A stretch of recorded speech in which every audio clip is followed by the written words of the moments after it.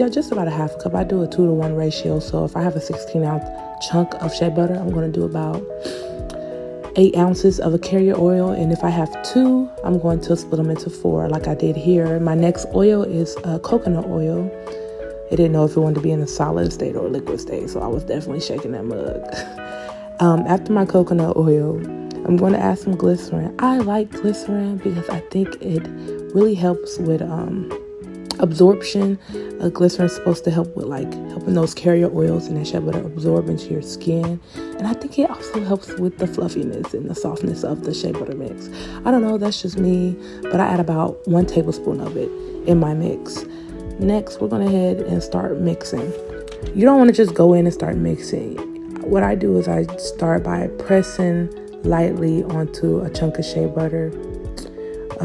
It gets a little messy, but start by pressing like lightly onto a chunk of shea butter, and it kind of breaks it down, as you can see, and it starts to blend in with the oil.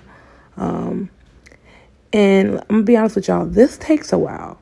So you're going to be standing there for a good 5 to 8 minutes, maybe 10 minutes, depending on how long you like to mix your shea butter for. For me, I'll say about a good 7 to 8 minutes mixing, and my shea butter is just right. So I sped up the video because just mixing it and making sure that all the chunks of shea butter is broken down takes a while. And then after the shea butter being broken down, you want to make sure that there's no like small pieces or grains left. So eventually here, I'm probably going to stop mixing just to get the sides of the bowl, mix it all in, and to check like where I'm at. As you can see, I kind of just felt it on my fingers to see what it was feeling like. I felt like it was still kind of grainy. So I went back in and started mixing again. But if you're watching, you can see the transition from chunky to like smooth and buttery. Like, to me, it looks like thick Alfredo sauce. And I love me some Alfredo, man. And I just love to watch it transition from thick and chunky to smooth and buttery. I'm going to stop again to kind of mix everything together.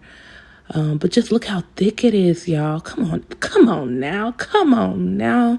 Easy peasy. The simplest way to make your whipped shea butter. You do not have to use the heated method. You do not have to use the cold freezer method. You can just go right in and start mixing. The friction from breaking down that shea butter and those metal pieces turning will create that heat for you. Just try this method. So now that I'm done, you can go ahead and try to get as much shea butter